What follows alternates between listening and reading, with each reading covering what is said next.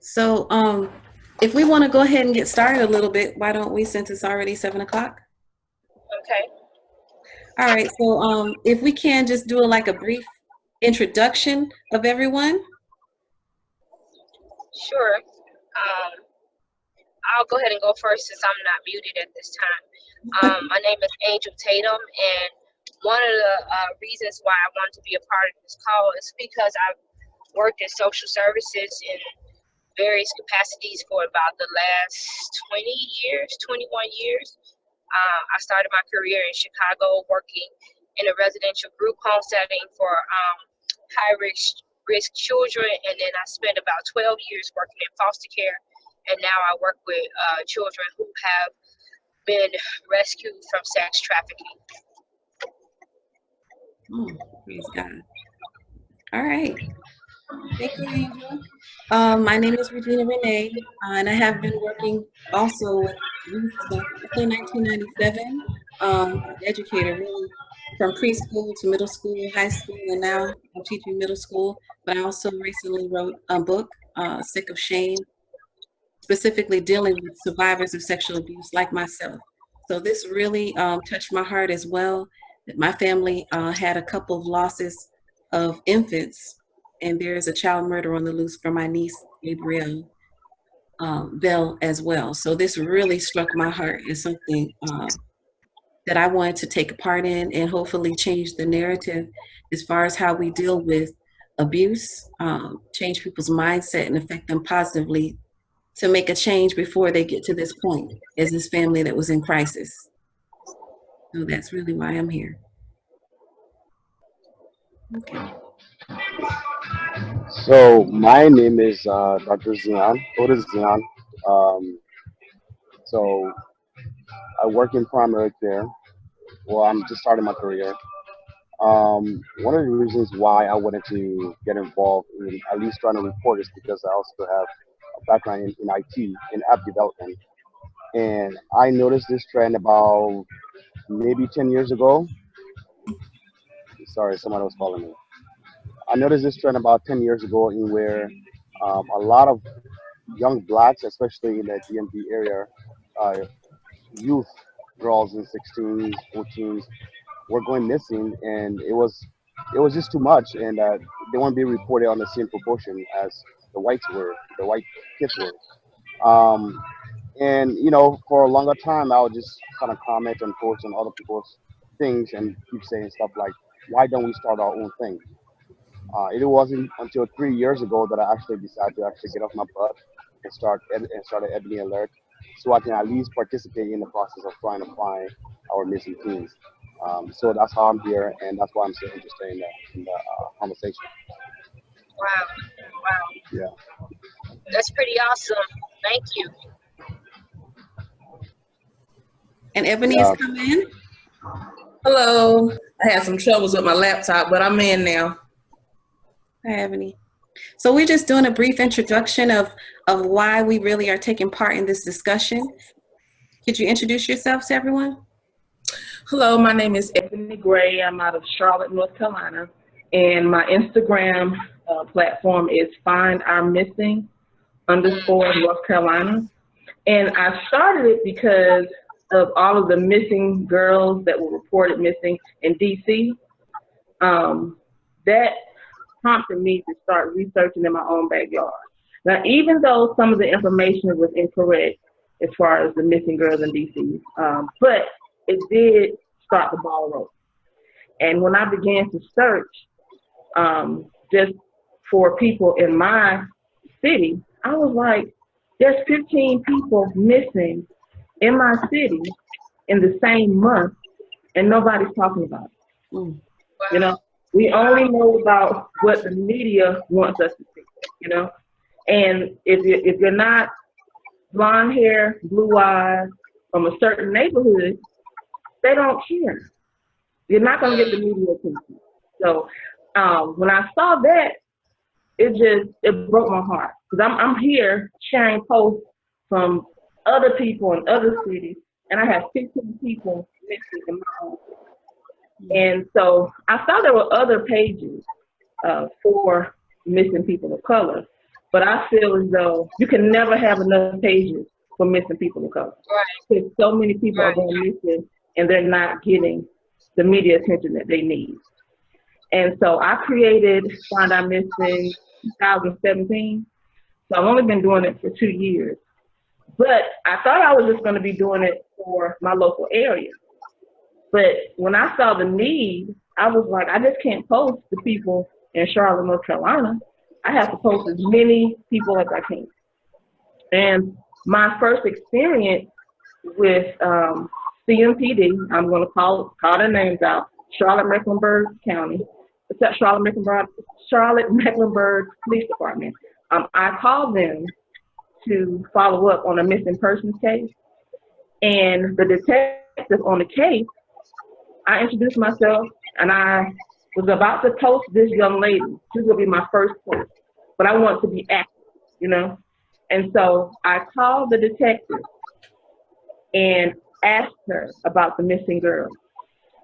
She did not ask me why I was calling. She didn't ask me who I was. She just answered my question. Oh, yeah, she's missing.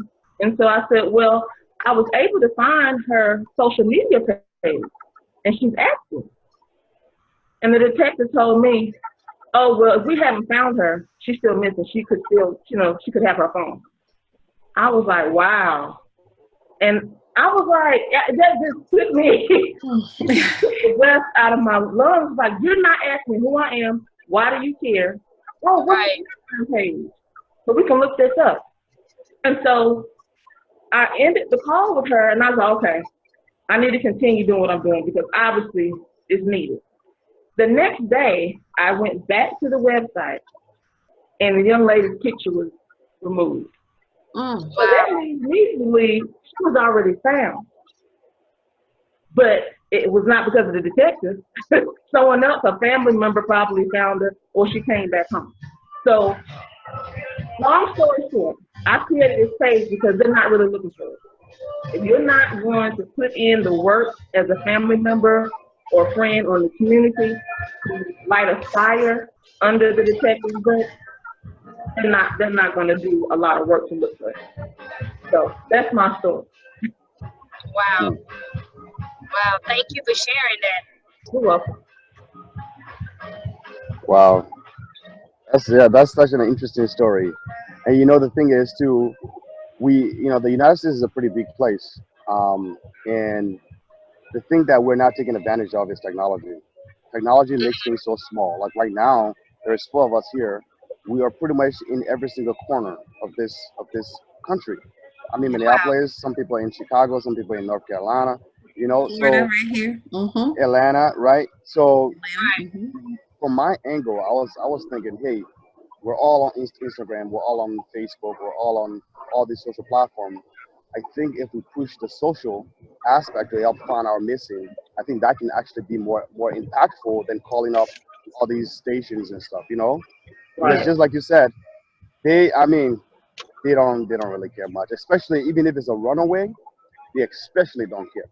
Oh, let You me know? interject there about the runaway, Otis. When you Say said, that, got it?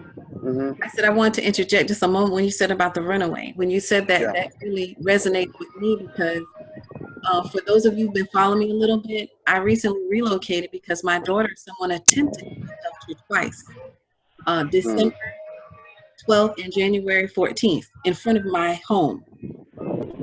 I happened to be there each time and foil it, but it was the same vehicle, same person. And in my engagement with the police department, it was Boynton Beach Police Department, I have to be honest and, mention them. The officer, that particular officer, he said to me, I don't think anyone was trying to take your daughter because she's not a runaway.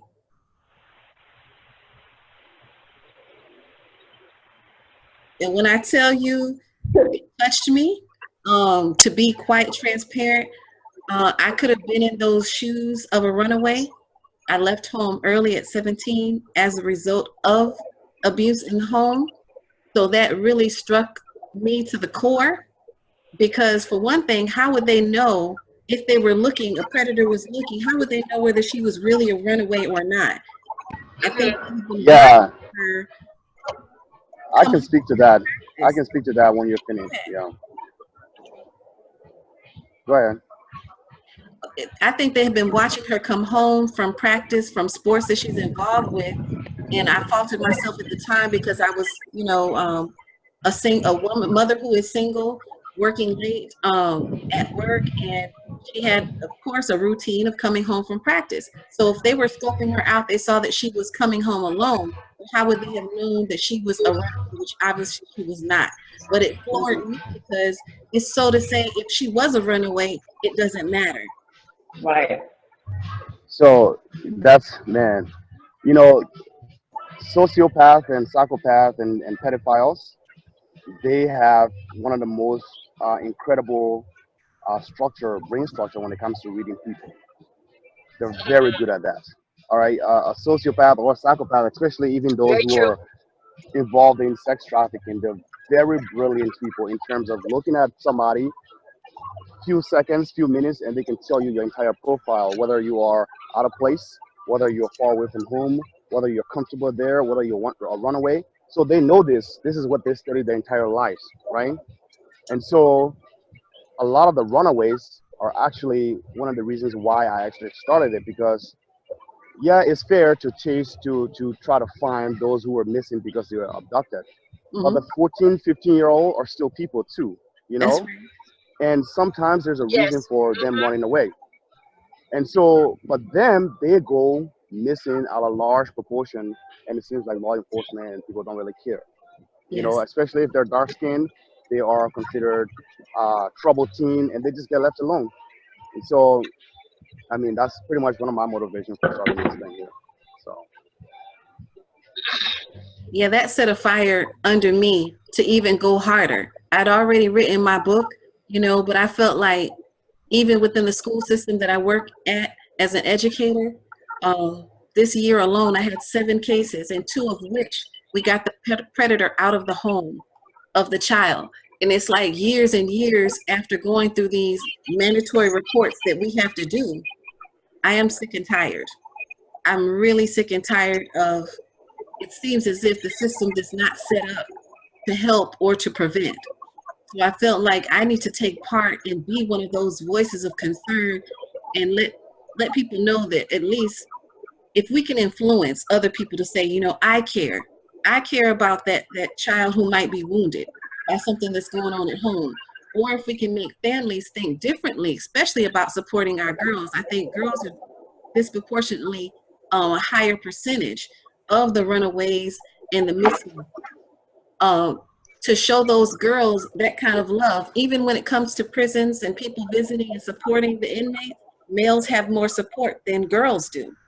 And since I was one of those who left home early, but thankfully I had a scholarship to go to college and everything was somewhat set up for me, I was blessed in that, but not everyone does. So we have to learn not to throw our girls away, to say, oh no, you're too fast, you're too grown, oh, she's going to run on and do this anyway. And say, no, you can always come back home. And I can't stress that enough, that people should tell their children, period, girls and boys, that you can always come back home. You always have a place.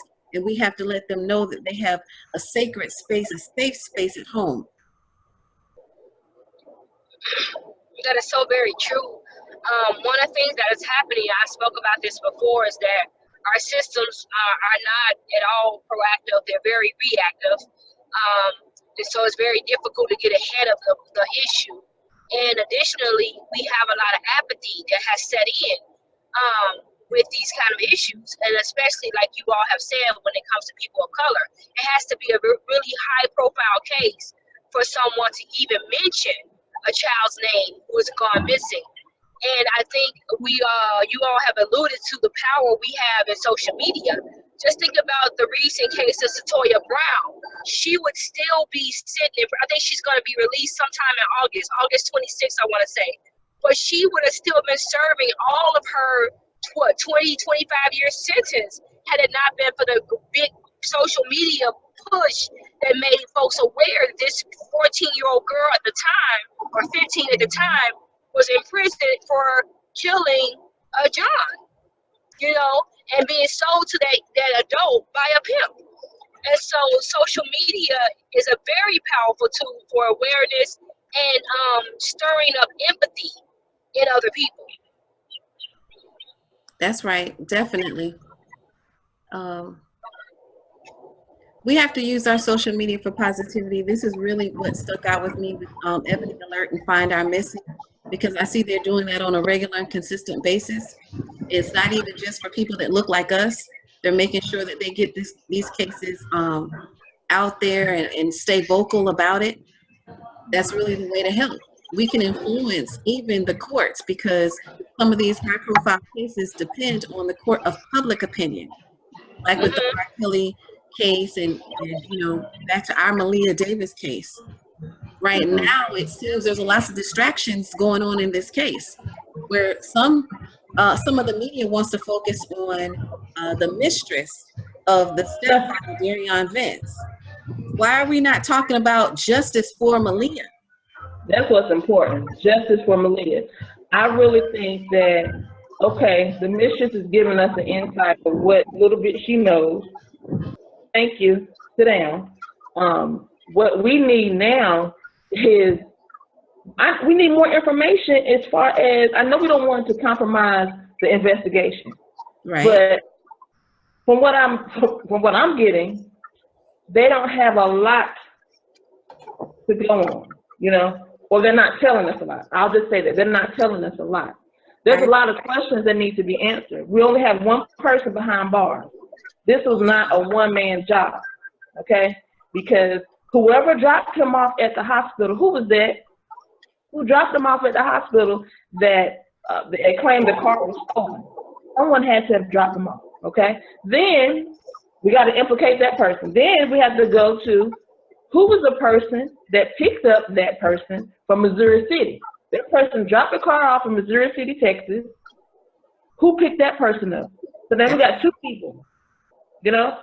So what is taking so long to gather that information? And don't give me the BS Houston Police Department that, oh, we have so many other missing people. I get that.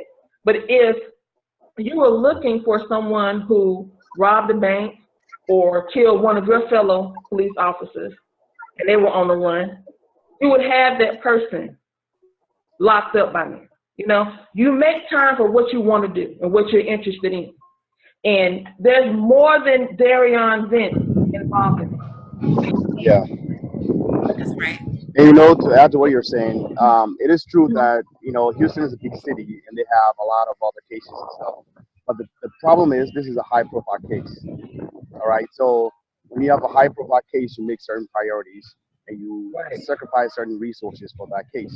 Because what justice that Maleah receives from here on will become the benchmark for providing protection for vulnerable babies, right? Maleah's case is the extreme that it can go because she had been beaten, she had been molested, she had brain concussion, she had brain swelling. Child Protective Services was involved. The courts were involved, and this still all of them they dropped the ball. They all dropped the ball. Right, This is a right. 4-year-old kid. The courts dropped the ball. That's why they're dragging their feet. The Mm-hmm. justice system dropped the ball. That's why they're dragging their feet. Child Protective Services sure dropped the ball because both the mother from day one when she did that interview, I watched it because you know I'm in primary care and we interview patients all the time. We know who are lying, who wants narcotics, and who are actually sincerely in pain. Hmm. I saw all the telltale signs that she was lying. And when I posted that this doesn't look right to me, everybody attacked Ebony Alert. 2 days later, it came out that her stories didn't actually add up. So what I'm trying to say here is that everybody from the justice system to Vince, to the mother, to even the grandparents, everybody dropped the ball on this little girl's case. Mm-hmm.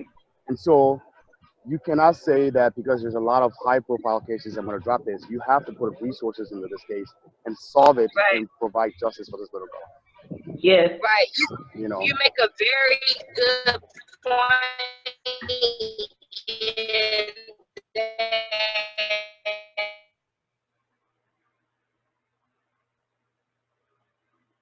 I think we're losing you, Angel. Sound a little digital. She might have to sign out and then sign back in. She's Yeah. probably driving through some towels. Maybe give her like a couple seconds. Somebody can jump in. Well, I was gonna say, I watch everything Malia Davis related. I like the fact that you brought in the community. It's not Once she gets clear, you can tell her to restart what she said. just Maleah's grab. Get it now. Yeah, Angel, I cannot hear you clearly. You sound digital. Let us give you a moment to pass through that area. I'm going to mute you for a minute. Okay, go ahead, Benny. Go ahead. Oh, I've been watching everything Malia Davis related and Brittany Bowens related. I knew from the beginning that Darion was guilty. So that's a no-brainer. But how much Brittany Bowens knew, that was still questionable. And she took it upon herself to do a live interview. I don't know if any of you all saw this. She did a live on Facebook. But she was not, her voice was in the background, but her friends were the moderators. And people could, log on and type their questions. Mm-hmm. What grieving mother has time to be on Facebook Live answering questions from the community? You should be somewhere. First of all, you need to get a lawyer. That's what you need to get. But you should be somewhere grieving your daughter or talking to an attorney, But you're on Facebook Live in the background because you don't want to be seen. You have your friends moderating questions. And one of the questions that one of the people asked Brittany, when was the last time that you talked to Maleah while you were out of town? And her answer was, I'm not going to answer that question. That turned my stomach upside down because as a mother, I have a 20-year-old son. Whenever I go out of town, I got to talk to him, or at least text him once, okay? If I had a 4-year-old, I'm going to be calling my mom or his dad or whoever he's with. Let me speak to my baby. That's what a mother does. The fact that you won't answer when's the last time you talked to Maleah, that says a lot. It's because you didn't talk to her. You knew you should have been talking to her, and you know something. And I know a lot of people, they think that people like me who are going down on Brittany, we're rushed to judgment. We're being too judgmental. She's not making it easy at all. She's not making it easy to leave any room for, okay, well, maybe she didn't know, or I just feel like she knew a lot. I don't know. I don't think she actually physically killed Maleah, but I feel like she knew that her daughter was dead. I really feel that way. She's trying to cover her. I don't know if can you guys hear me now? Oh, yes. Am I coming in okay? Yes. Can you repeat? Okay, so this is, now I'm on a different point. Now, these are the complexities of the family dynamic because my several years of working with families in the foster care capacity, having to work with the birth parents and maternal grandparents, paternal grandparents to reunify the family, it seems like it's just black and white. What you're speaking about, and I'm not justifying the mom's behavior at all. But what I'm saying is it's not that black and white that as a mom, she should be able to just do certain things. There are so many deficits in families. There's so much dysfunction in families that get swept under the rug, and people try to function and they're dead inside. They're broken inside, and we are still expecting the norm when their household is nothing like the norm. And that's how. And I think my point was to the young man. I forgot your name, Ebony, a lawyer. I can't read it, but his point was like the whole community failed this child. And I believe when we go so far, and we can probably reach back, I bet you any kind of money we can reach back and see how a community also failed the mom. She didn't just get that way, you know, on her own. You know what I'm saying? Again, not justifying if she has a hand in this or she knows about it, not justifying her behavior at all, but just making the point that it's just so intricate. It's not black and white at all. That's a really good point. Yeah. You made some excellent points, and that's actually one of the harsh realities that we have to face. In that, there's a lot of complexity when it comes to the family dynamics in the black household. Like me, I'm African by birth, right? But I'm Hmm. entrenched in the African American community, in the culture, right? I'm living here in the U.S. I'm a United States citizen, so I don't say I'm going to just do things only African, right? I get immersed into the community.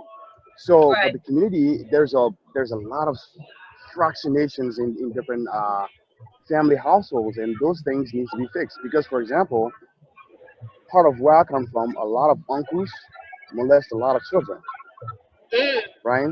There's a huge thing where mothers look one side and uncles molest, their children, and that's okay. Hmm. And I don't see that as much in the African American community. I might be wrong, but that's a lot in the African community as well. So all these things, we have to find a way to tackle them, and we can't be soft about it. We have to be a little bit brutal about it, because these kids under age 18 are vulnerable. Maleah she was 4 years old. A 4-year-old child can't even walk yet, But right? signs of abuse at 2. Right, and that's the thing. And the mother, first of all, when that gentleman, whoever his name was, the activist guy, when he did the first interview and said that she herself had abuse as a child, and she had signs that Hmm. Dance was sexually and physically harming Maleah. The moment she left Maleah in his custody, she should go to prison for that, right? It doesn't matter whatever her past and all those things have been. She has a track record of knowing this guy has been sexually and physically abusing Maleah for 2 years, to the tune that she was actually in the ICU. The Yeah. moment she left Maleah in his custody, that's a prison sentence. Everything else we can figure everything else out, but that alone is what kind of took me off the edge. So that's my own thing. I And do. then Go ahead. another, oh, I'm sorry. Well, another thing, Malia was supposed to be wearing a helmet, um, 24 hours a day, I think, or I don't know. She was supposed to be wearing a helmet for quite some time. And Post-op I think that, brain surgery, right? Mm-hmm. right, for I think 2 years or a year, I'm not sure. But if you look at all of these pictures of her and videos of her, no helmet. That's right. So I just feel as though Brittany, Miss Bowens, I'm sorry, she should be arrested at least for neglect and child endangerment, as he said. And my heart goes out to Malia because she was only here for 4 years, and I can Hmm. only imagine what she Yeah. endured in that short period of time. And Right. that the community failed her because I can be honest. There have been times I've been in a grocery store and I've seen a little girl or a little boy, and I would say to myself, "Ooh, he looks kind of rough. Like, where's his parents? What's going on?" And guess what? I get in my car and leave, and I go home. Right. And I could have been the person who could have saved that child. When I saw him looking, maybe unkempt and, maybe some bruises, I could have said something. But I saw it, kept it moving, and the saying goes, it takes a whole village to raise a child. And so at that point, when I saw that, I dropped the ball. And so Yeah. I know some people, probably people in the apartment complex, other family members and friends, like you said, they've all seen things and they didn't say anything. You know, she could have been protected. She could have been safe. She could be here right now. Judge Lopez, you know, she placed Maleah back in the home. So it's so many people, and I think The final lot order had to come from the judge, the final order, despite what social services reported. And Angel, you can tag in if you want, since you're in social service. Despite what their recommendations was, the Judge Lopez ultimately had the say, the final say, to place her back in Brittany Bowen's home. But two things. One thing, as a society, as a culture, we're nosy, but not nosy enough to advocate.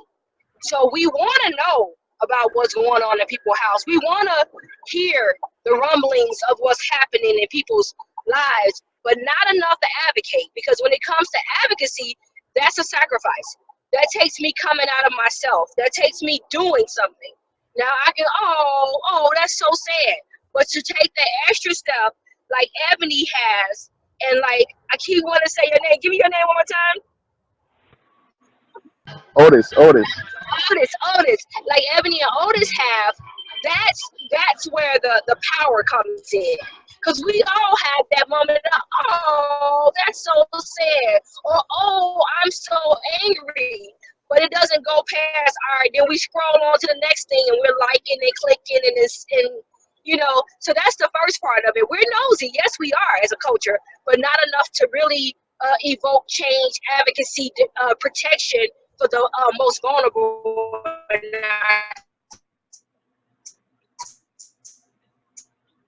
Okay.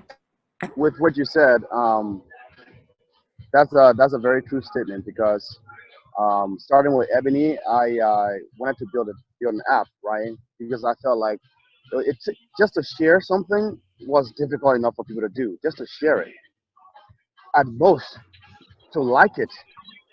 Half of the people who see it don't even like it.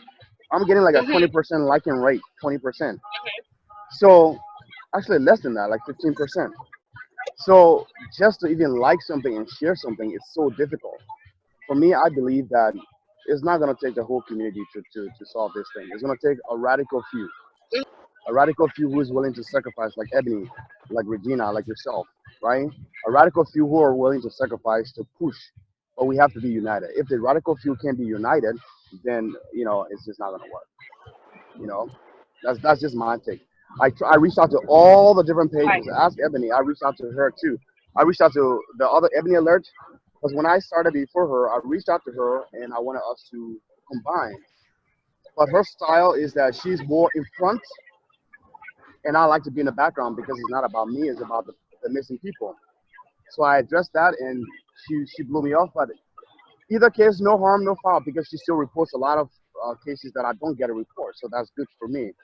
But I still believe for us to be effective, we have to have a united front. Else we're going to spread ourselves too. Yeah, we have to have a united front. That's very important. And then that goes back to the communication, as I was alluding to when Regina said, where the judge has to make the final decision. But really, it's a really lazy system, unfortunately. So if I'm a lazy caseworker, and I'm gonna use lazy for a good term, unprofessional, or I'm not invested. If I'm that caseworker and I want to do the minimal amount of work on a case, and I just want to get it off my desk or get it off my plate, I can go and make whatever kind of recommendation I want. Now, there may be some pushback, but it's not a lot of pushback in court because the court is making the strong assumption that I'm going in the home doing my job. And if I suck at my job, for lack of a professional term, if I'm not attentive, if I have apathy, if I'm indifferent, then whatever I say is basically what goes on in that household. So I kid you not, I have taken over cases after caseworkers have left, and I go to the home. The file says the caseworker had been in the home every single month. I go to the home, they're like, hey, we got a caseworker again. We haven't seen anyone here for a year. I can't tell you how many times that's happened to me when I took over somebody else's case. I can vouch for you on that. Yeah, and so it's my own personal work ethic and my own personal care for families that drive me to do the work I do at the level I do it. But everybody doesn't possess that. And on top of that, a lot of people are burnt out. So they possessed it at one point, but the system took that from them. So it's really a challenge. Angel, I'm gonna echo you on that because in the work that I do in the classroom, I've had situations where students have come to me and they may have reported the abuse like the following year. I don't just report the abuse. I follow up. I follow up at home. And I try to, you know what I'm saying? I try not to just leave it just at that. I'm following up with the child as much as I can without crossing those boundaries, you know, of being respectful of the other counselors that work with them. But I've Hmm. had the friends of the kids come back and tell me, thank you so much because other people didn't take the time to even, you know, talk to this, my friend, and she was suicidal. So in essence, Hmm. whatever you decide to do as a community member, as a citizen, as a doctor in your respective workplaces, it truly is life-saving. But the advocacy doesn't stop with, you know, just one person. People have to support. I can say honestly, the other things that I have done in the community, different events for different organizations, they do not get the level of support. I do not get the same level of support since I wrote the book and became an advocate for children who have been abused. I mean, bar none. I can't tell you how many people say, "Oh yeah, you're doing a good thing," or that initial congratulations on your book, but I'm not getting booked to come in and speak, which I feel like it can have more of an impact. I'm not getting those people who are reaching out and say, "I have this program. Could you come and be a part of it?" Because we need what you're talking about. The stigma level is still so high with people not wanting to get involved. And, you know, I can be a little transparent that there's a recent case, you know, even at my workplace right now, and people know that I'm an advocate against sexual abuse. And there is a code of silence because there's investigation going on with my coworker, which literally disgusted me. The last 2 weeks of work, I had to get myself more together for the panel discussion, but I'm grieving the silence and the pain of the students who could have been affected by this predator at my workplace. And Mm. I'm just like blown away. People who are trying to avoid me, avoid talking to me and about the circumstance because they know I am so vocal and I'm an advocate that's not going to be quiet. They would rather dodge me than address this issue that one of our own may be a victim or a survivor of this that happened, or better yet, to speak out against one of our own. Now, I will say I'm all for innocent until proven guilty, but I am a staunch supporter for the victim of that abuse. So sometimes that silence is it's not about being politically correct, it's about doing the right thing. Our silence, it co-signs on the abuse. Yeah, that's so true. So we can't just sit back and say, you know, oh, I really, really want to protect my job so much. And yeah, I've got children to feed. I'm a parent too. I've got bills to pay as well. But if a See, child is going to be sacrificed at the expense of my comfort, that's the choice you have to make. Speaking up. I've had people, you know, students tell me, I look up to you. You're my hero because you gave me a voice and want to come to me to write their own stories of how they survived and conquered the abuse. I mean, that got the ball rolling for many people in my Hmm. community that I reach. And people just DM me or message me, but it's usually private. It's usually, you know what I'm saying? And that's fine because I understand that I'm definitely not doing this for the fame and for the glory. I want to save souls. I want to save lives like, you know, but you someone see else that helped that Malia. if I can add something to what you're saying, that's and that's the problem we're all facing. I'm talking about the four of us here today, and all the people with all the different pages. We are doing this from the bottom of our heart, which is great. We want to save, but the thing is, we also have jobs and we also have we have affiliations with other things that we have to keep quiet and we have to be careful. When a 4 year old is being raped for 2 years before she's eventually killed, people like us, we have to be in a place where we're not being filtered by either our job or by whatever social group we're in. Because if we're gonna do this, we have to get ourselves into a point where we are taking care of ourselves financially, so that nobody else can hold anything against us, so that we can actually save these kids. Yeah, Because that's not true. in my community, just like you said, if one person is making any kind of an investigation for a 16-year-old that was raped by her uncle, you will get chastised. Nobody wants to even come close to you. Nobody wants to talk to you because they fear that maybe you might uncover some skeleton in their family. So the Hmm. same thing you're saying, it's all around. Everybody wants to protect their family. They don't want to have any allegations or whatever. So people like us, we have to be in a place where if we are going to step out there vocally and speak on abuse and speak on missing kids and all these things, we have to get to a point where we are sufficient ourselves so that we don't depend on anybody else who's going to filter us or silence us. And that's going to be the challenge. And as we discuss solutions, another thing that's important, I'm grateful that we gravitated towards some solutions. Another thing is that we have to work on making certain things not taboo in our community and in our culture. We should be able to have a honest, appropriate conversation with our children about sex.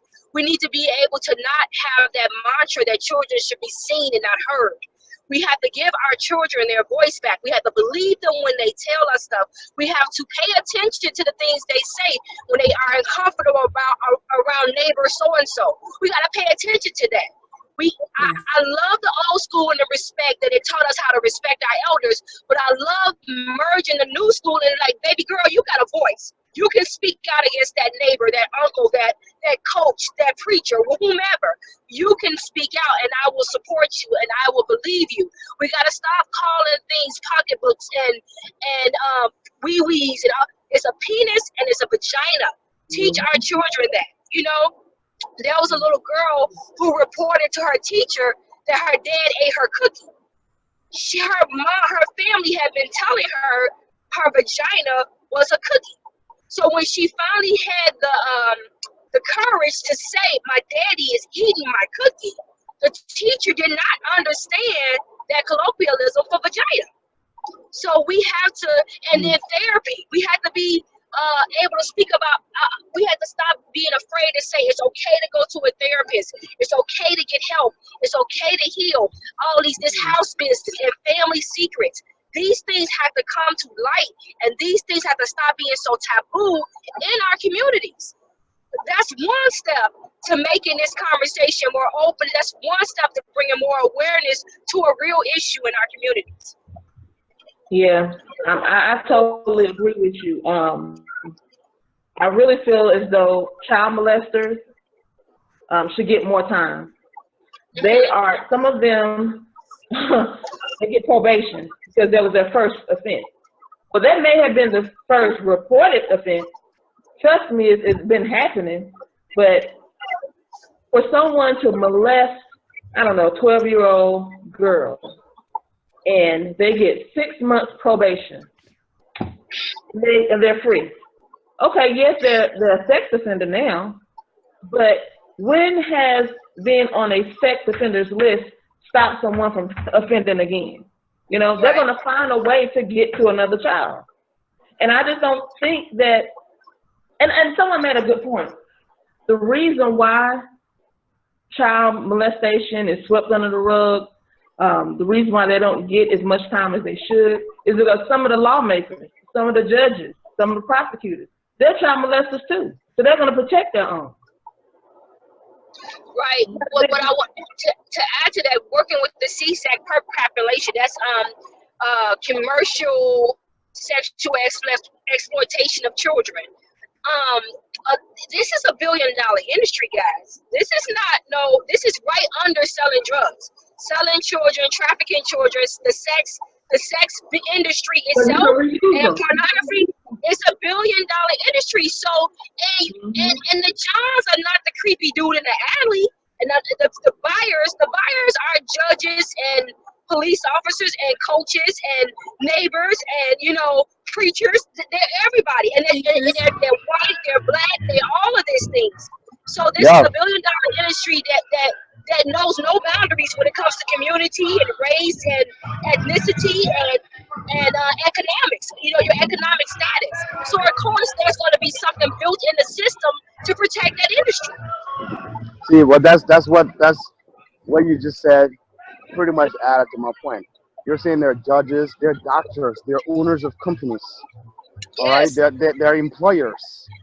yes, So to be to be this outliers as us who are going to advocate for these people in the most brutal and radical form, we have to be able to take care of ourselves.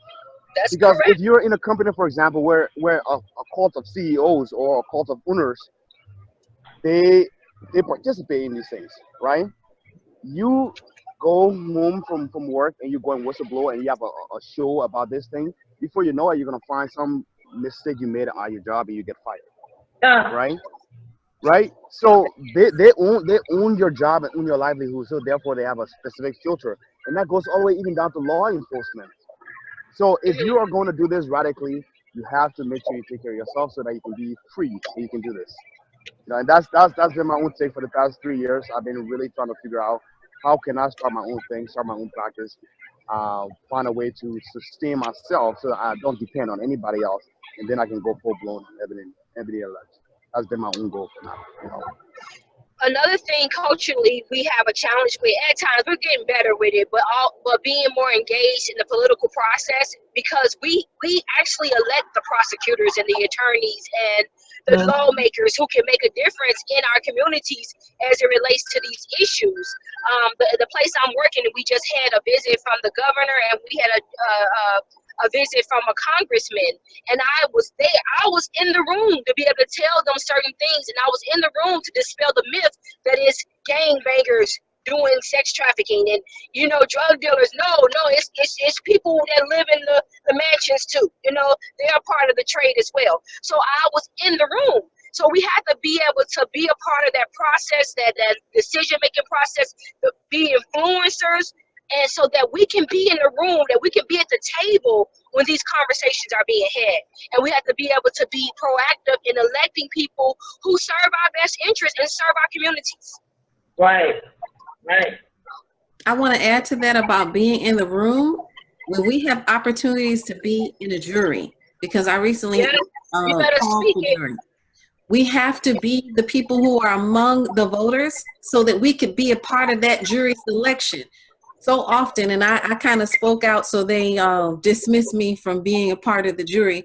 It was very difficult for me to put a brown or a black man in jail, and being also a former juvenile correction officer, it was very difficult for me to be a part of that. So me disclosing that recused me from being selected. But I still feel that we do need to be among the registered voters so that we can be part of those juries. When they say a jury of your peers, they don't care if your peers, they don't consider your peers to look like you. And that's also part of the problem. People who do not empathize with you, who cannot feel for you, will not vote for whatever or decide whatever's in your best interest at all. And even when they were doing the jury selection and asking questions of all of us who are about to be selected, everyone would share little personal blibs about what has happened to their loved one or what they have experienced. And I tell you the truth, when I shared my story about what happened to, God bless, a friend, a brother of mine who was murdered, there was no tears shed for me. There was no, ma'am, oh, I'm so sorry to hear that. I apologize for that having happened to you. No, there was none of that empathy for me, and I could tell it just wasn't the same. And so when I did give that information that I volunteered about me having a conflict with that and anything to do with children, also I might have an issue with that because I'm a protector of children. They just, oh no, we don't want her as part of this jury because she's not going to convict, period. Right. Wow. Yeah, I don't know. I guess I might be sounding a little too radical, y'all, but I know there's a war out there. All right, we're going against. You're seeing $1 billion. I think that's an even underestimation of that industry. That's a huge industry, and they have money, unlimited resources. $1 billion We're a talking. year. Not Oh, period. Every right. So year that means they've been it doing it makes a for a minute. yeah, every Right. year it makes $1 billion. $1 billion a year. So that's potentially like I can't even imagine. So um, we're talking about sex trafficking. People hmm forget about organ trafficking, organ transplant. Rothschild, Malia's who body, just died Malia's last year, body. he had nine heart transplants. All right. To have a heart transplant, another human being must have died, right? It's not like free heart; it's a person's heart. So that means the Rothschild, before he died, 9 other people were sacrificed for him to live all the way to 105. All mm right. Now I'm saying Rothschild. I'm saying like trillion years, right? So the people were going against having these little profiles, 3,000 people following us on here, 2,000 people following us on here. These people don't even care about that because they're at such a high level. And for us to even make a dent into this thing, we have to be a little bit radical. Like we, Yeah, we just have to be. yeah. We just That have to be. And a part of that has to do with money. Before Black Lives yeah. Matter had to really move anywhere, what's his name? George Soros had to give 200 million to the force. That was the only way it was able to have some momentum. So for us, we don't even have donations. I have like $300 on GoFundMe, for like 3 years. So Wow. I I don't know. was going to mention, Otis, since you mentioned her body, back to Maleah. We have Lorinda, we have someone coming in right now. Okay, hi Lorinda. Hello, how are you? Hello. If you want to introduce yourself, we've been talking quite a bit. If you want to introduce yourself briefly.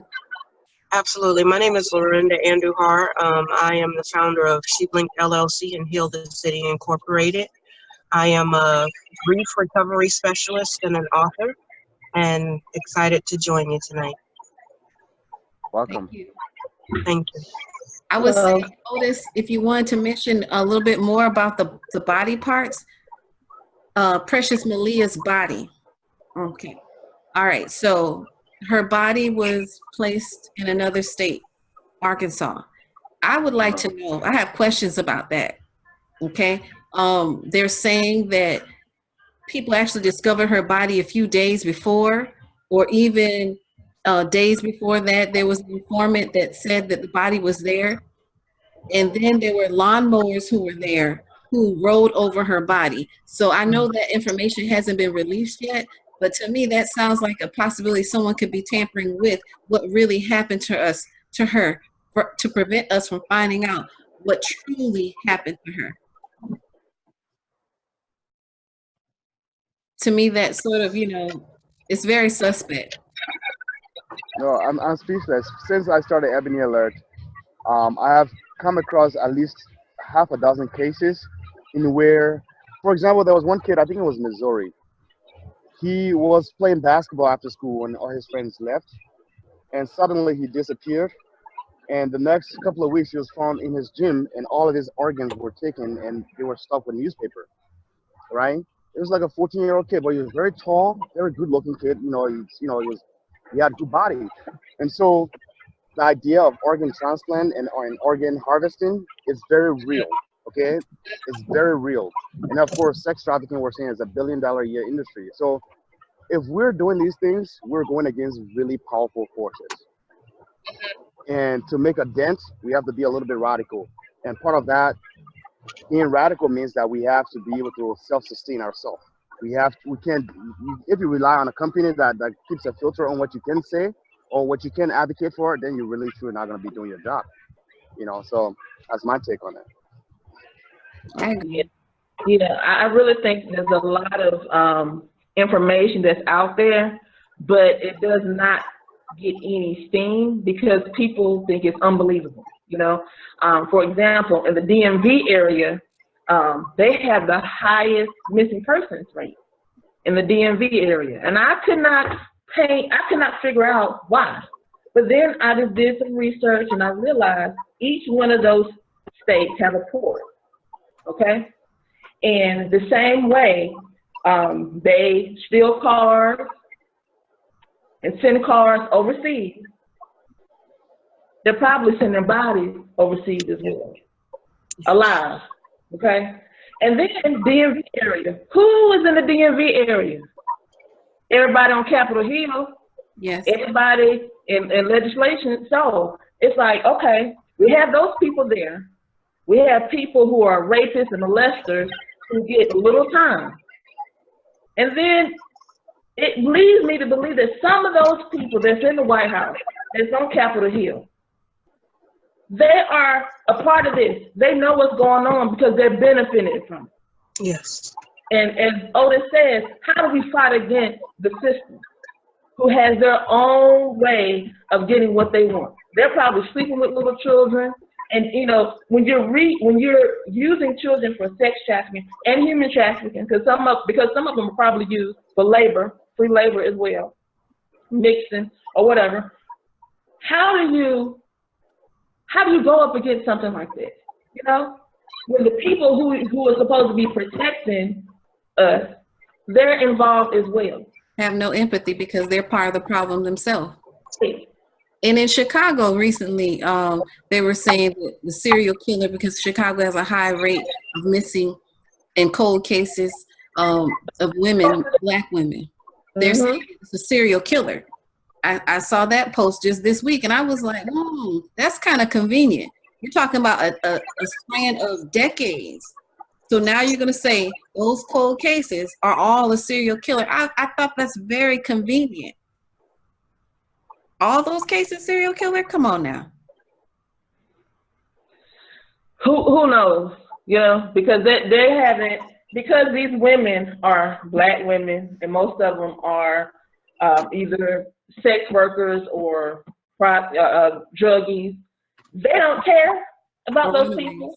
I'm sorry, what you say? Or runaways. Runaways. They don't care about them. But the only reason why it's probably getting some steam now is because families have been getting together, comparing notes, and social media. And so they have to address it. Now they're addressing it, but okay, we thank you for addressing it, but what are you going to do about it? Because someone, because I'm pretty sure it's not just one person, someone that are going around targeting these people, and they're going to be free. Because guess what? They're not really looking for them. Black women and children and poor white people are and missing people of color are the last, at the bottom of the barrel when it comes to justice.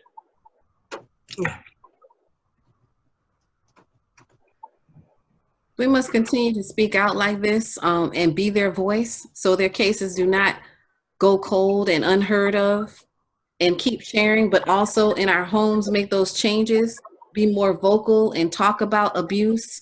If that is that uncle, I know you said that it's a problem in some areas in Africa. Trust me, it's prevalent here.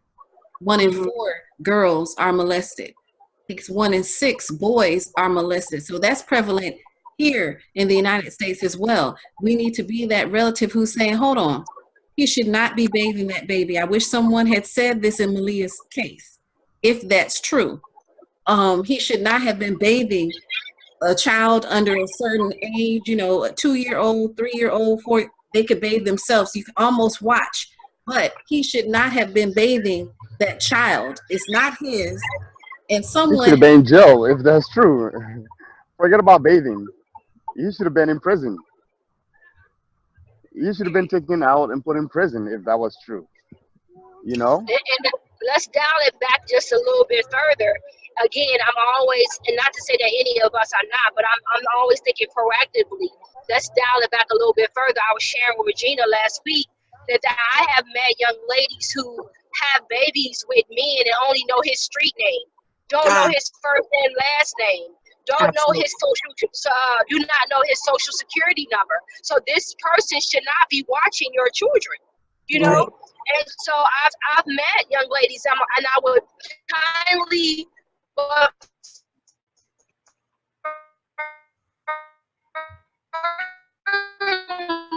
I think she's driving through a tower again. Okay. I'm going to mute you momentarily, Angel. Yeah, she's right, because I This young posted. man should not be watching your child, the person. Okay, I'm gonna mute her, but if anyone can continue on that same track with what she's saying about. Yeah, I can definitely speak for that because we have so much trauma that has happened that is unaddressed. And what we don't repair, we definitely will repeat. And we have these families where molestation has been happening for years. You know, grandfather has molested this person, and this person, and nobody said it because we want to, what goes in our house stays in our house. So as this goes down in these generations and we're not correcting that, they're going to continue to do it. And no one's going to say it because they don't want to call someone out, or we've built out this facade that this family is perfect and these things are happening behind closed doors and nobody wants to address it because no one wants to be the black sheep in the family, or no one wants to break those generational curses. And you now have, I know that my child I have gotten molested as a person, but I think that I'm so wise and I've been so protective that it's not going to happen to my child, that I ignore the obvious signs. And then sometimes, because now that I've allowed that to happen, now that I feel that I've allowed that to happen because I didn't take the time to get to know someone, to have those conversations, to look at the signs, I don't want anybody to know that I have now perpetuated it in my own family. And then we have so much of that going on. And then on the flip side of that, sex sales and all of this and instant gratification, we're not thinking about our kids. We're not having those conversations that we should be having with our children. We are thinking about ourselves. We are in a very selfish society. And then those of us that want to protect our children because all of this stuff is going on, we don't have the avenue. We don't have the mentors that we used to have that are going in and saying, baby, you know what? I've been watching your house. This is so and so. This man is bringing this person in and out. And if he doesn't respect you, you think he's really going to respect your children? And we're not having these conversations. The village has gone away, but the village has gone away because we're not protecting the village. There was a point in time where if I did something wrong, or if I was hanging out with somebody that was older than me, or if I was hanging out in the streets and somebody would run and tell my parents, but somewhere we've dropped the ball that we don't pay attention. Everybody is so consumed with their own world. Nobody cares about me, so why should I care about me? And that's the mentality that we're pushing down to our children, and that's how our children are falling through the cracks, if that makes sense. You mentioned some very important points, and I think the overarching theme in a lot of what you said, Lorinda, is shame. Shame begets shame. And Yes. the things are able to grow because of shame. One way you can silence a lot of this stuff from happening is address it, empathize, understand, believe. But shame causes us not to address those things. And Yes, where I ma'am. was going with that is they're being proactive and teaching young ladies that they don't have to have, again, going back before it gets to the point where Brittany, I think the mom's name was Brittany. Brittany. What's the mom's name? Brittany. Brittany. Before it gets to the point where Brittany has lost hope and she's numb, before we have these numb parents trying to raise kids, let's go back to their trauma. Let's go back even further and teach them so they can avoid some trauma. Yeah. I mean, our whole bloodline don't have to go through trauma, guys. I just read this post that says, just like we can pass curses, we can pass healing along. Yes, we can. So if I got my healing, let me pass it down to my child and the children around me. Let's be, again, proactive is my buzzword. Be proactive. I know that's not the only thing to do, but my gosh, if we can get ahead of some of this stuff. Yeah. No, I agree with what you said.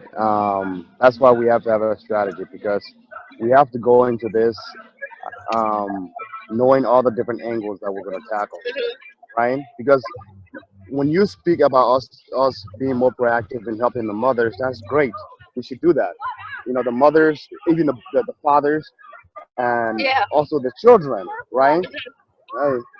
So we should be proactive in making sure we cover all angles, but we should also be proactive in knowing that when we go on social media to put these posts of missing children, especially if they are being adopted by high-profile people, they're going to make it difficult for us to find them. That's their job, right? Right. So from that front, we need to also have a strategy from that front as well.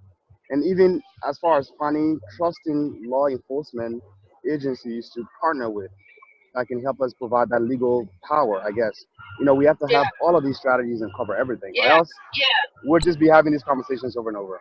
You know. Right, and there's no single approach. I like that you mentioned that, Otis. There's no single approach to it Right. because you have to address what's already happened. You have to try to prevent stuff from happening. Any great strategy is going to have some components of prevention, and it's going to also have components of addressing what has already happened.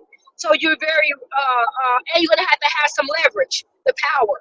You know, whether that's a voice, whether that's a legal mechanism, whether that's some money, there has to be some kind of leverage and power that you bring to the table when you have when you try to address these issues. But yeah, there's no one way. And I also like that you mentioned partnership. Partnership is so key. It's Yes. so key.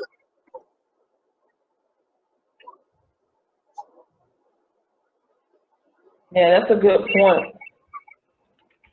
Because we have to come together, we have to stick together, and the focus to stay on the children, and the victims. And Right. I feel like from what I'm hearing and what I'm gathering, I feel like everyone in this panel is for the people. And we need more people because some people, you'll have good conversation about what you're doing, but some people just want their names out there. Yes, that's Oh, true. They want their names you better attached. preach. So I have a problem with that. I could have a way more followers than I have now if I try to make it about me. Mhm. It's not me, it's about the people.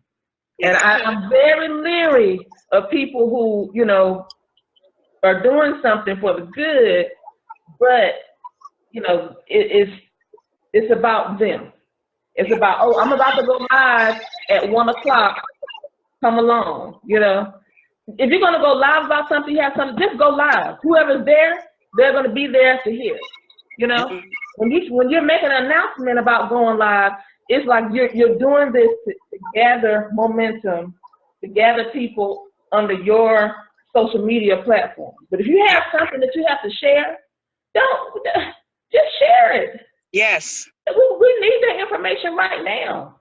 So we need more people that's willing to stay focused on the children, or it could be young adults that are victims. Just stay focused. Right. You make a very great point in that coming together. I can't tell you how many movements have been stalled because like how we're talking right now, and then we said, well, let's come together and let's do some strategizing. That's when it falls apart. Oh, it's powerful in the talking phase. Right. But when you get to the strategy phase, no, I have this idea. No, I want it this way. I want my community, and I want, then it falls apart. I can't tell you how many times we try to do a community movement and people fell off because we were not doing things their one way, And so, yes, the talking is absolutely necessary. It's the starting point, but it's only the starting point. Right. We have to be able to keep that same energy and unity when it comes down to the strategy and implementation. Definitely agree with that, especially just going out there, especially when you have a passion for things like this and it's near and dear to your heart. Collaboration, I agree with all of you.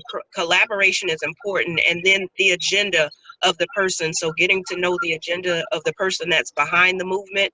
Are they really doing this for the people? And that's tough. And so the question that I'm going to pose to the rest of the panel, what are some of the things that you see that you would suggest when looking at collaboration to make sure that we have the right people in place? Because everybody can spit a good game. Everybody's on board until it's time to do the work. Right. So what are some of the suggestions for collaboration that you've seen that worked really well? And because it's going to take us some time to get to know the hearts of the people, because like I said, people can talk. They're eloquent with words, and they can make you think that they're going to do the right thing, but then their hearts are not right. So what are some of the suggestions of the things that we can do to collaborate and ensure that the people that we have on board are truly on board and not just going to jump off the bandwagon? Right. let me speak to that just for a second, everyone. We might go out because I do have 40-minute periods, but I've set up another one, so you might have to go back in if we do go out, okay? But go ahead, whoever needs to lead. I tend to think simple, and so I think in the process of going, I think we lose some of the soldiers when we make it way too complex. So we need to simplify the process, delegate, simplify the communication, and delegate. I think sometimes, like I said, we get caught up in the talking and the ideas, and I love it. You can probably tell I'm a very passionate person when I talk. But when we sit at the table, I needed to be succinct, concise, and simple. Tell me what I need to do, and let me go run with your vision and do it. Love it. So for me, um,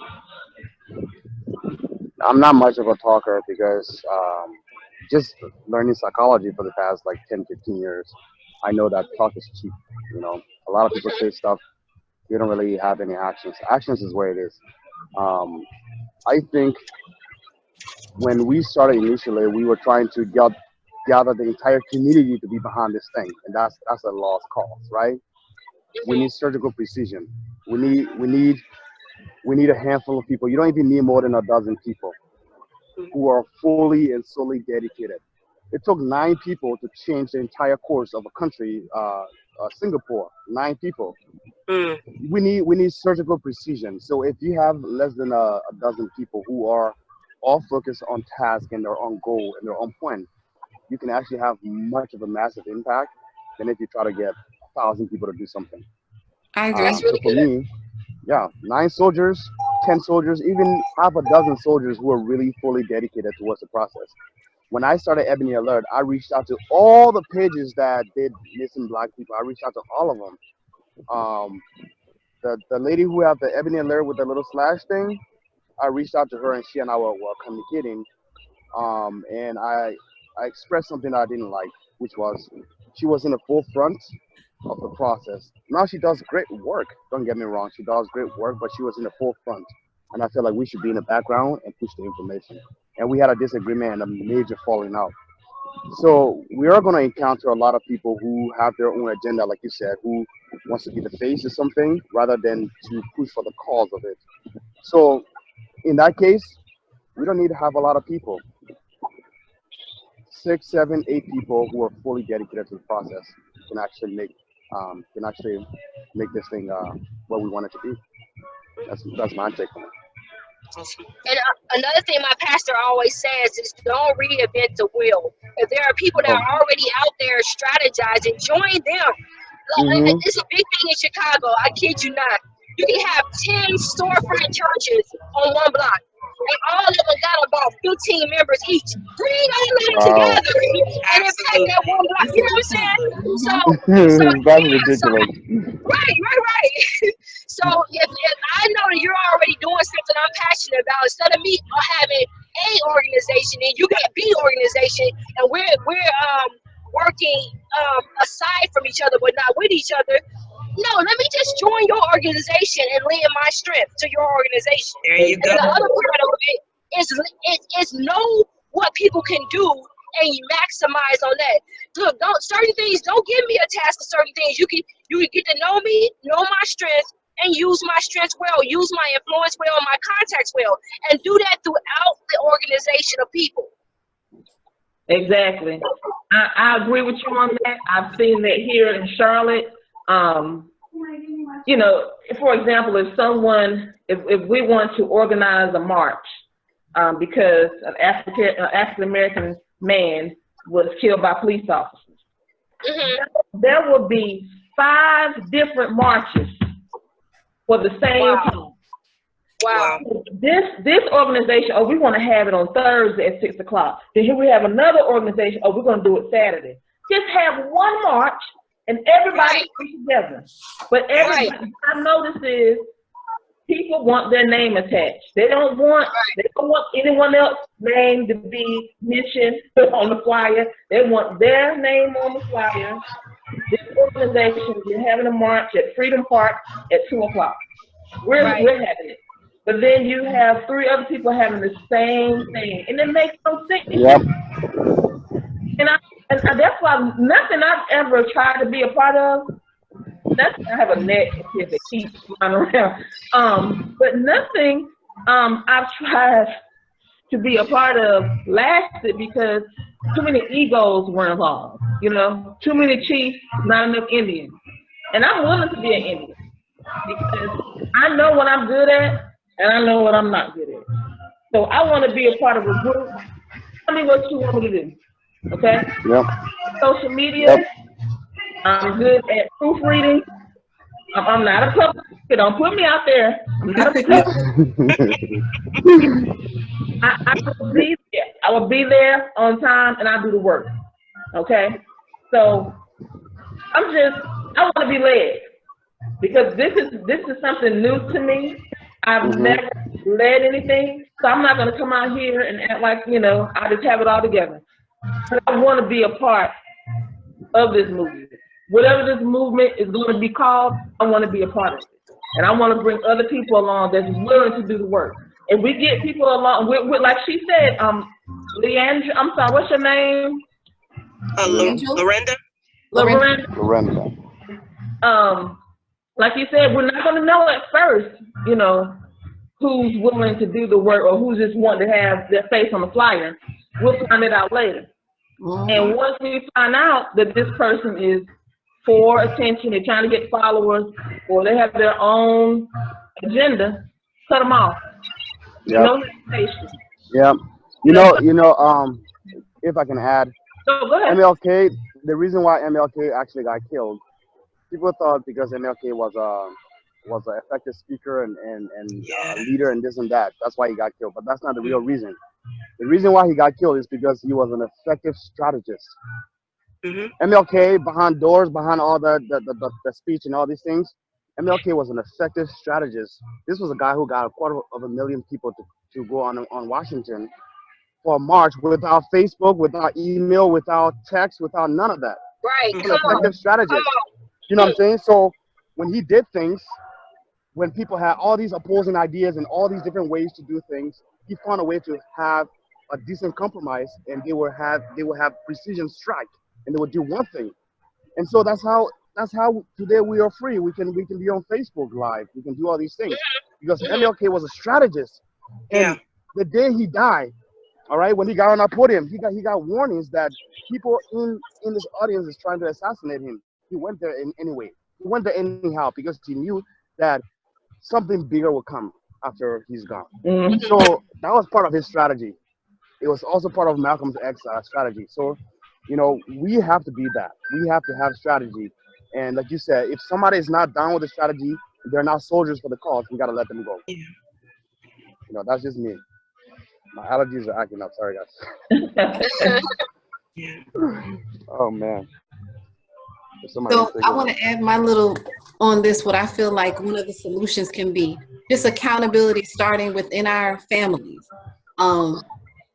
Committing to having those conversations, these tough conversations like this. It cannot be about preservation of reputation or anything like that. You have to be authentic with your children. You have to be authentic with your family members and say, look, this is about the longevity of our family and not just living, but we want to thrive.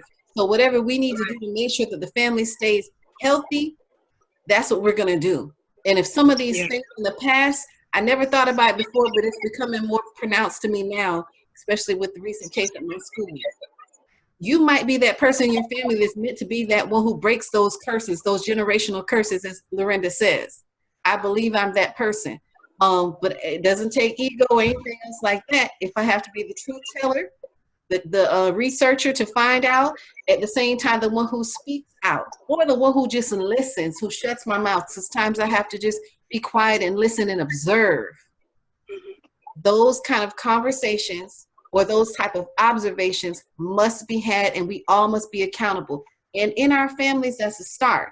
But also we have to start having events like this, having activities, whether it's at our community centers, whether it's in the middle of our family reunion. We have those difficult conversations and do what's best for the health of our family and the safety of our family. Mm. That's what Mm. Most definitely. And I think that's the toughest part, because when we're ready to deal with the issue, everybody is not ready to deal with those issues. Not everybody wants to accept it. And unfortunately, the sad part is, if I come and say, I was molested by Uncle Bill 23 years ago and it went on for 15 years ago, now instead of everybody jumping into the protect mode, they're protecting the wrong person. Well, how did I not know? And are you sure you saw this right thing? And I don't think this is the right time. We have to definitely get away from that, because it adds insult to injury to the person that has already gone through the trauma. And we have to understand and teach parents that when these children do come forward, it's not about them at that point. It's about the child. It's about that child's recovery. It's about that child's healing. It's about that child's release, because I've seen so many people shut down because it wasn't handled right, and the person just assumes, oh, now you think I'm a failure as a parent, or you think we got to get away from that. So what are some of the suggestions from everyone else on how we move away from that, because the person that's ultimately hurt is still that person dealing with the trauma? Good question. I would like to say that not being reluctant to bring in outside counsel, a therapist, a trusted person, maybe who the family knows of, but can be impartial. I mean, I'm not afraid to say that I have went to a psychologist coming out of an abusive home, leaving at 17, having been abused all of my life by my father, going to a psychologist. It was freeing. In no other way can I say it. Someone who actually, for one, listened and didn't belittle what I had to say, gave me suggestions and tools that I use to this day, whether it's a student who's coming forth and telling me they have been abused, whether it's something that I'm seeing take place like grooming or even just inappropriate touch, not being reluctant to step out and say or examine what's going on. But bringing someone else in that can give you that can be definitely empowering, but having those tools, because at times we have to go back to that toolbox because you're not always going to be with that therapist. But having spoken to someone who has experience in it, and it doesn't have to always be a person with a doctorate degree. It could just be a person who has walked that walk, especially in our communities in the diaspora. Different people in the African diaspora may not have that certification, but that aunt, that uncle, that elder person, that person who has experience can tell you, look, baby, I know that's something that we should not be allowing to happen, and it's not cool for you to date this 40-year-old man and you just 19. We need to make sure that we listen and have good counsel and accept it and use those tools to help other people. If you've gotten that help, don't hold it inside. Be like, okay, I've gotten this help, and tell someone else. Each one teach one, and spread that knowledge. That can be a great start, a game changer. Amen. Yeah, and that's something that can be part of a strategy because, as what's the lady name again? I forgot her name. Sorry. Lorinda? Oh no, Angel, right? Yes. As Angel said, there's multiple ways to go about doing this, right? So that means then if we are sitting down and forming something, what's up, baby? Oh, sorry. There you go. If we are to have a strategy, then we have to sit down and realistically look at the problem we're tackling. And one of the hardest problems we're tackling is psychology. Psychology, not only psychology, but psychology in Black community. All right, when it comes to depression and sexual abuse and mental health, Black people were just much difficult to deal with, right? Because we are supposed to be tough. We come from slavery, so we learn to hold things in, you know, rape and abuse and torture and all these things. We hold them in for so long that it has become part of us. So if we get into a place where we're saying we're going to provide help for our people, helping find missing children, helping find kids who ran away, who are in sex trafficking, and also helping provide counseling to family members who children or who themselves have been abused. We have to have a strategy that will have to tackle everything. We're going after the Yeah. psychology of our people, but also we need to know that there's a money involved behind this whole process that we're going to be fighting against. So my own thing is, I come from healthcare, Leila. I come from healthcare, and I did not do psychiatry, but I've done a 2-year rotation in psychiatry, so I understand that most of my toughest patients that I had to deal with were black people, especially when it came to depression in black men. Black men just they just kind of made anything. So if we're gonna go from that angle, we have to have a broader strategy. We have to tackle it from every angle as possible. That's the only way this thing is gonna be effective. Because, for example, let's say we are able to take 10,000 kids off the street from sex trafficking. Well, now the second problem now is those same kids we place in the homes where they have molestations, and we didn't solve anything. Right. So to Right. answer your question, I don't know if I answer it directly, but if we are to do this, we have to know Holistic that we're treatment. going against all these things. Mm-hmm. Yeah, that's And we have to be, if we're asking the youth to be vocal about if something is going on in their home or at school or whatever, we have to be prepared to provide a safe place for them. Yes. And yeah. so that's another reason why people are not saying anything. Okay, if I tell you and they take me out of the home, where do I go? I go to foster care. I don't want to go to foster care and be with someone I don't know and could possibly be victimized again. Mm-hmm. Right. If you're coming to your niece, or nephew, or whoever, I think you should take on that responsibility to find a safe place for them temporarily. I know that I would try to do it temporarily, but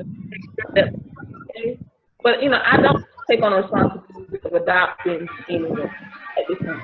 But I do want that person to have a safe place. I want them to feel comfortable because I would rather be inconvenienced for a week or two that this can be and that makes a difference. If they don't feel comfortable with you and they feel like, they don't know where you're coming from. Why are you trying to help me? Why do you care? You Right. have to build a rapport with them as well. Absolutely. And so I've been a victim of molestation and also being approached by older men when I was younger. Yes. And my father's in my life. That wasn't a problem. He never asked me, if anyone touched me inappropriately or anyone did it. He never asked me and I never told him. Right. And so it's, as a child, you don't know how to respond to that. And people ask you, well, why didn't you say anything? I don't know. To this day, I do not know why I didn't say anything. But we have to create a safety. Please make it on time, everyone. I'm sorry. I am so sorry. I'm enjoying this, the knowledge that we are sharing, but we are coming up to a close of our discussion. Thank you, everyone. We'll do a part 2. All right. I'm sorry. I might have to head back to the wedding party. All right. So, All right. Thank you. Thank you guys for having me. All right, bye. Pleasure to meet everyone. Pleasure to meet you guys too.